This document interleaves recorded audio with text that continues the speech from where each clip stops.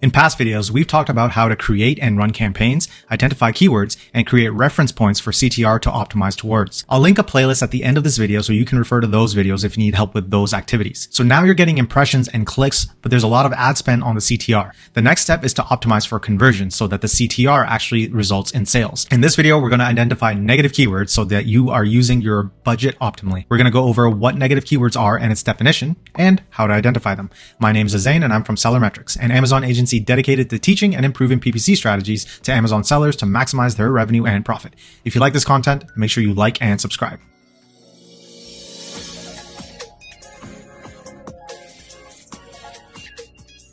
Now, starting with defining what negative keywords are. These are keywords that get clicks and thus spend your ad budget, but very rarely end up in a sale. So it is empty ad spend and wasting your money. ACoS is very high and our ROAS is very low. So let's get into how to identify them. And we're going to start by downloading a search term report of all the campaigns that you've been running. And if you like this kind of content, just one more time, like and subscribe. So here we are in Seller Central at the top left. Click the dashed lines, go to reports and go to advertising reports. In advertising reports, click create report. In create report, we're going to do sponsored products, but this applies to the other categories as well. We're going to do search term reports. There are plenty of different types of reports, but we're going to do search term.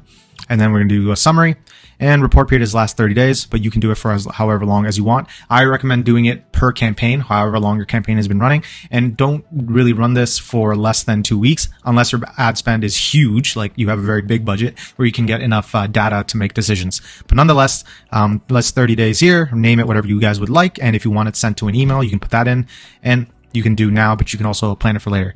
Once you've set all this up, at the top right, click run report, and then you can download the report. Once you've downloaded the report, you'll get something like this. Now, it's very comprehensive. It's got a lot of data in it. It's obviously got the start date and end date, portfolio name, campaign names, target what you actually targeted in terms of keywords, and customer search terms. This is what customers themselves looked up and the targeting keywords that you used and how they line up. Then you have all of this juicy information, which is impressions, click-through rate, cost per click, 7-day total sales, or orders. I like to use all of these. They're very important, but it also has ACoS and ROAS. So the first thing we want to do is organize it based on impressions. This is what I like to do because I only want to really consider the keywords that actually had a lot of impressions because that's actually enough data to make a decision. Anyways, add a filter. At the top right there, there's sort and filter, just add a filter, and then click the arrow on the impressions column and organize from largest to smallest. Yes, expand the selection, and here we have it. Okay, so what we want to look at is look at the ones that have high ACoS, because ACoS is basically how much money you're spending on advertising versus how much is coming back. And if it's over 100%, that means you're spending more on ads than what it's actually making you. So when I see something like 128%, that's a big red flag right there. Okay, so let's look at this term. Okay, so we look at the click-through rate. It's got 1.17% click rate. That's a really good click rate. What that means is when people see this ad or when my product shows up for this keyword, Baby Sense Wall Mount, people tend to click on it, but people don't tend to buy it. So that is a very, very bad thing, obviously, because you don't want to spend the money on getting people to click it, but not to buy it.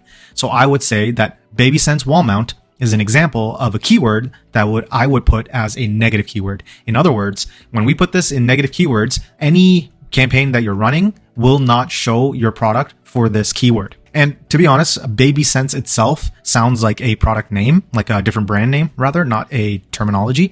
So the likelihood that people would buy my product is pretty low if it's lining up with Baby Sense, because if someone is typing in Baby Sense, then they're probably looking for that brand specifically, not mine. And they see my ad, they're like, oh, maybe it's cheaper, maybe the listing's a little bit better. But Baby Sense, the brand has a really good kind of name to it. It's got a strong brand, so people still prefer that, even if its listing or price might be a little bit better or worse. But nonetheless, let's give you one more example here.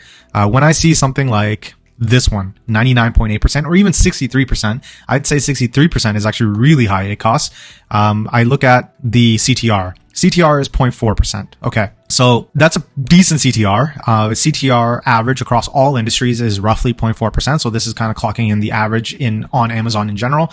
My category specifically, it can be different. Same with yours. Yours might be higher or lower than that. But across all industries and categories, 0.4% is the average. But it's got a lot of impressions. and it's not giving me too much money on the return on ad spend. It's still positive, so it might still be worth running, but this is something I would keep an eye on and determine if this is worth putting as a negative keyword. This one, I'm definitely putting on a negative keyword. It's basically 1-to-1. I'm spending as much as I am making. So I would put infant optics monitor mount as a negative keyword.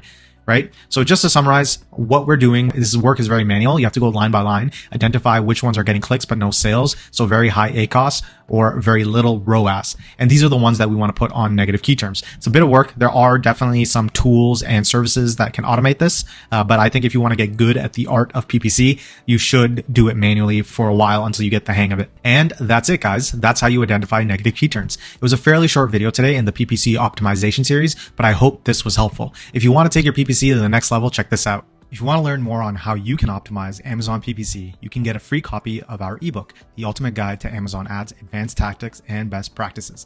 This book has received a 4.8 out of 5-star rating on Amazon and has helped beginners and advanced sellers alike. Click the link in the description below to sign up to our emailing list and receive a free copy.